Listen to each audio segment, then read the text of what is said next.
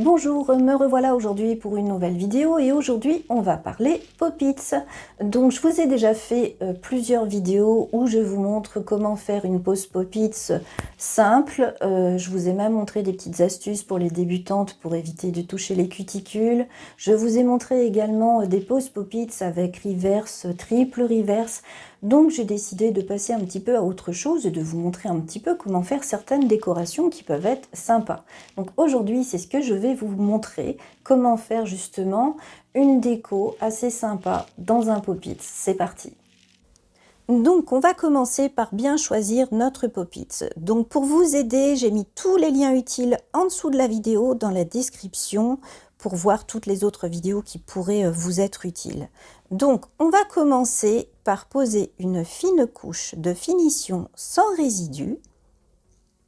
Donc cette fine couche va servir à protéger l'effet qu'on va réaliser, mais aussi à éviter qu'il y ait des défauts dans notre effet. Je vais vous montrer après avec un autre Pop-It ce que j'ai réalisé, l'épaisseur de cette fine couche que j'ai décollée du deuxième Pop-It. Donc une fois fait, on catalyse pendant 1 minute. Donc là je vous montre cette petite couche que j'ai mis dans un autre Pop-It, c'est que je décollais pour vous montrer cette finesse. Il faut vraiment poser une fine couche. Il ne faut pas d'épaisseur. Ça va juste servir de protection. Donc une fois que l'on a réalisé cette fine couche et qu'elle est catalysée, on va mettre notre Pop-It un petit peu de côté et préparer notre mousse avec du liquide vaisselle et de l'eau de façon à obtenir de fines bulles. On va prendre notre Pop-It et on va de nouveau poser une fine couche de finition sans résidus. Donc faites bien attention à l'appliquer correctement à l'intérieur de toute la surface du Pop-It. Il ne faut oublier aucune zone, sinon on aura des défauts.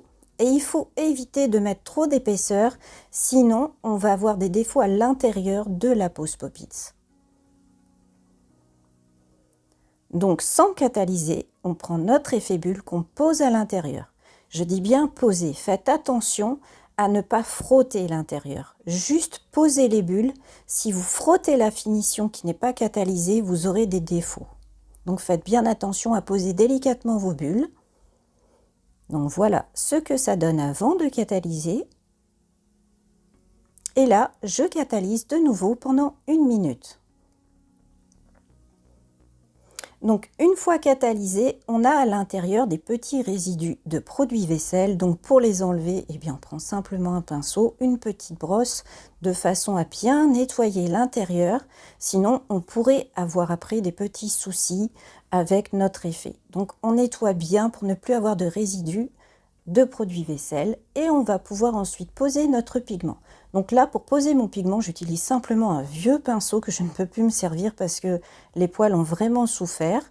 Donc, je prends ce pinceau, j'applique mon pigment partout, je frotte bien à l'intérieur de tous les petits trous qu'a créé les petites bulles de mon produit vaisselle.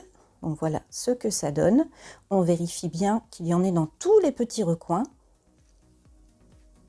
Et ensuite, on n'hésite pas à le travailler et on enlève bien sûr tous les petits résidus.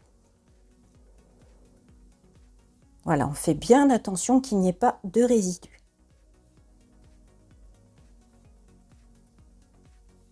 Donc voilà ce que ça donne une fois fait.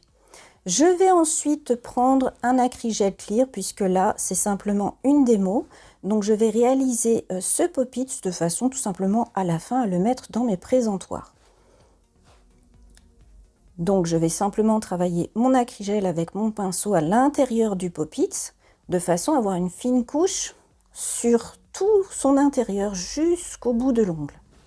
Donc bien sûr, si vous êtes sur un vrai doigt, vous faites exactement la même chose, sauf qu'à la fin, il faut simplement le poser sur l'ongle. Moi, je le catalyserai directement pour pouvoir le garder comme ça.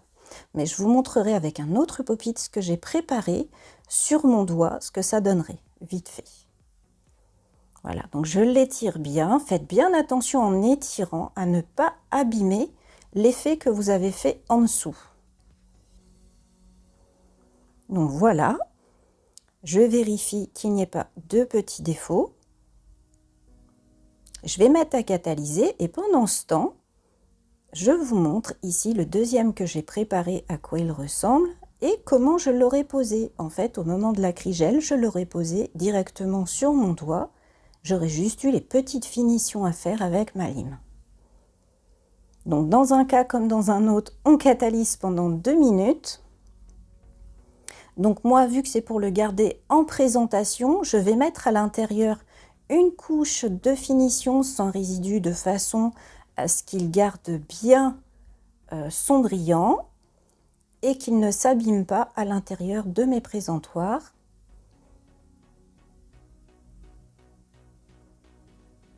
Donc j'applique bien correctement partout.